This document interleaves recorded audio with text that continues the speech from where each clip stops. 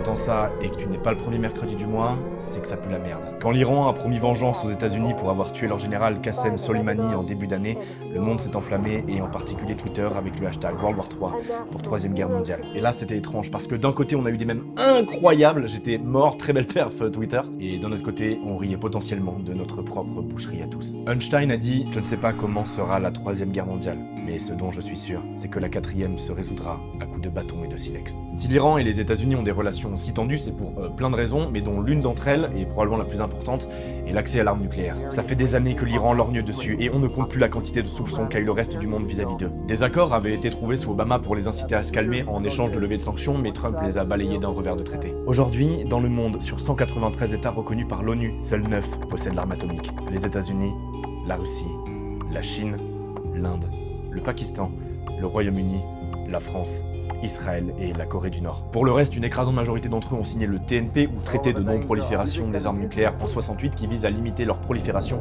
et leur usage le plus possible. Et c'est d'ailleurs en partie grâce à lui que des pays comme l'Afrique du Sud ou le Brésil ont d'ailleurs renoncé à s'en doter. Mais parmi les 9 pays détenteurs de l'arme, 4 ne l'ont pas signé. Le Pakistan, Israël, l'Inde et la Corée du Nord. Vraiment les mecs, changez pas, c'est sûrement une super idée de jouer au con avec ça. Alors ouais, le début d'année 2020 c'était flippant, mais loin d'enclencher une apocalypse nucléaire. En fait, c'est même plutôt chill, parce qu'il y a pas si longtemps, on aurait pu déclencher l'Armageddon pour un putain de peuplier. Ouais, l'arbre.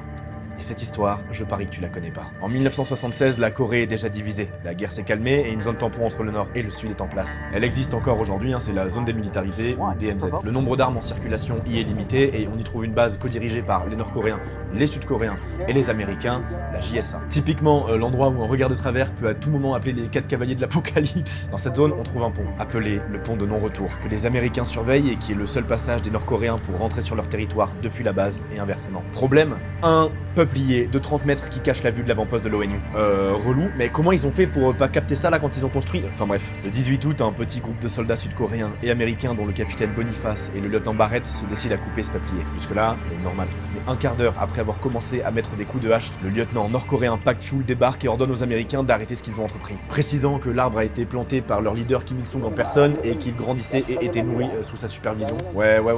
Il me sent le bourbier. Du coup, le capitaine Boniface lui suggère de...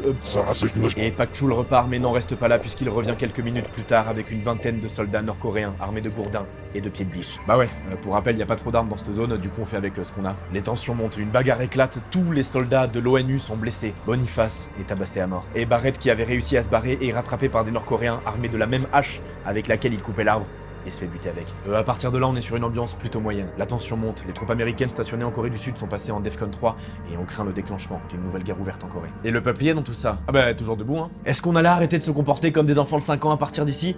Bien sûr que non, sinon je vous raconterai pas cette histoire. 3 jours plus tard est lancée l'opération Paul Banyan, du nom d'un géant bûcheron de leur folklore de bon ricain. Objectif?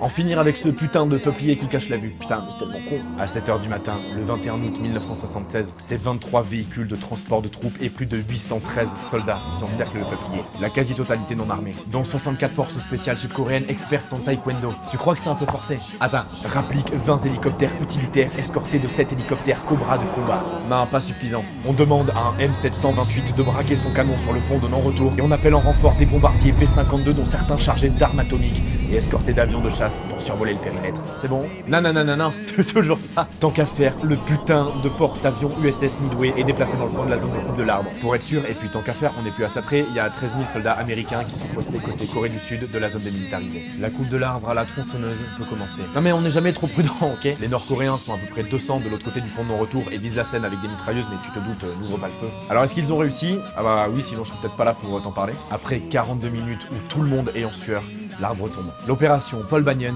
est un succès. Tout ça pour que dans la foulée, les Nord-Coréens construisent un autre pont en 3 jours, 150 mètres plus loin, et condamnent à jamais celui de non-retour pour ne pas se faire chier. Depuis ce temps-là, on s'est quand même bien calmé, et en 60 ans, le nombre de pays ayant accès à l'arme nucléaire n'a finalement pas tant augmenté que ça, et même la quantité d'ogives en fait en circulation sur la planète a même fortement diminué. Et au final, on est même si peu à l'avoir que ça devient une énorme source de tension. On parle de l'Iran et des États-Unis, mais c'est pas rare aussi qu'en Europe, le débat sur le partage de l'arme par la France au reste des pays membres, et surtout à l'Allemagne, refasse souvent surface pour foutre le bordel. Mais en vrai, si demain ça explose, nous on est ridicule dans le poids total des têtes nucléaires présentes sur la planète, alors que nous sommes les 3e plus fournis sur les 9 avec environ 300 charges. Ce qui veut donc dire que les 2 premiers sont très bien garnis. Et sans surprise, il s'agit des États-Unis avec plus de 6700 ogives et la Russie avec à peine 300 de plus pour un total de 7000. À eux seuls, ils représentent 98% des têtes nucléaires qui existent à l'heure actuelle sur Terre. Et c'est eux deux aussi qui ont fait le plus de tests, de la première Trinity jusqu'à aujourd'hui, sur les quelques 2000 bombes qui ont explosé. Ouais. Avec par période durant la guerre froide, genre de 57 à 58 ou de 62 à 63, une explosion quelque part toutes les semaines, voire parfois tous les jours. Presque la moitié d'entre elles ont sauté dans le Nevada, et si tu te demandes, ouais, ça ressemble à un gruyère le truc. Juste devant l'Union soviétique, avec 750 déclenchements. Nous, nos premières bombes ont sauté en 60, et elles s'appelaient les gerboises bleues, blanches et rouge. Ce qui est moins pratique avec ça, c'est que du coup après on était en galère de nom, du coup la quatrième s'est appelée la gerboise verte, je sais pas pourquoi. Sur tous ces tirs en revanche, seuls deux ont servi à tuer, et tu les connais. Fat Man et Little Boy, respectivement sur Nagasaki et Hiroshima. Elles faisaient 15 et 21 kilotonnes et ont fait entre 150 et 250 000 morts. Et leur explosion aux deux, même réunies, sont ridicules face à la plus puissante jamais déclenchée. Elle explosa en octobre 1961 sur l'île de Severny, au nord de l'actuelle Russie.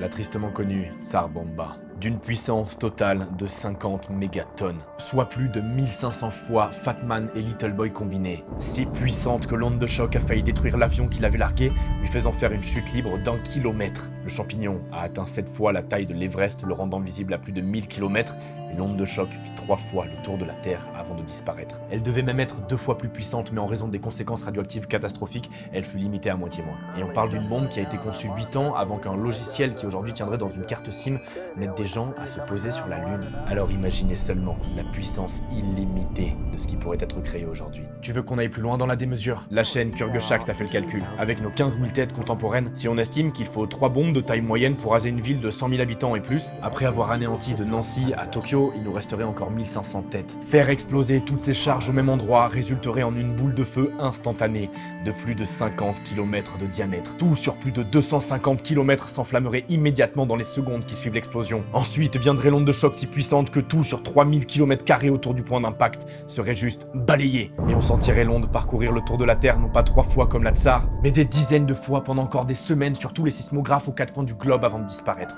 Le champignon lui atteindrait la stratosphère, créant un hiver nucléaire de plusieurs années, impactant profondément et durablement les activités humaines, alors que le niveau de radioactivité lui doublerait quasiment partout sur la planète. L'arme nucléaire est de loin la création la plus destructrice que l'homme n'ait jamais créée. Optimisée des centaines voire des milliers de fois depuis Fat Man et Little Boy, et aujourd'hui répliquée dans des quantités phénoménales sur notre planète. Si on a pu déjà s'en servir par le passé, est-ce qu'aujourd'hui une seule personne sur Terre, dans ces nouvelles circonstances, serait de nouveau capable d'assumer les responsabilités qu'il incombe d'ouvrir le feu? Un jeu, le jeu le plus effrayant d'après certains et dont j'ai entendu parler dans une excellente vidéo de Polygon, pourrait avoir la réponse. Et j'ai déjà cité son nom plus tôt dans la vidéo.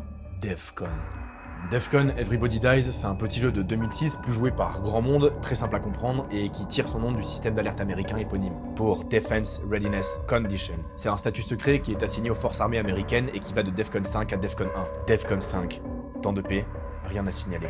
Defcon 4, renforcement des systèmes de renseignement, légère augmentation des mesures en matière de sécurité nationale. Peut intervenir après un attentat, un assassinat politique ou un déjouement de complot. Defcon 3, anticipation d'une éventuelle mobilisation, vigilance renforcée, Air Force mobilisable en 15 minutes et toutes les communications militaires sont cryptées via des protocoles secrets défense. C'est dans ce niveau-là que sont entrés les Américains en Corée du Sud après l'incident du peuplier, et plus récemment, il a été déclenché après le 11 septembre.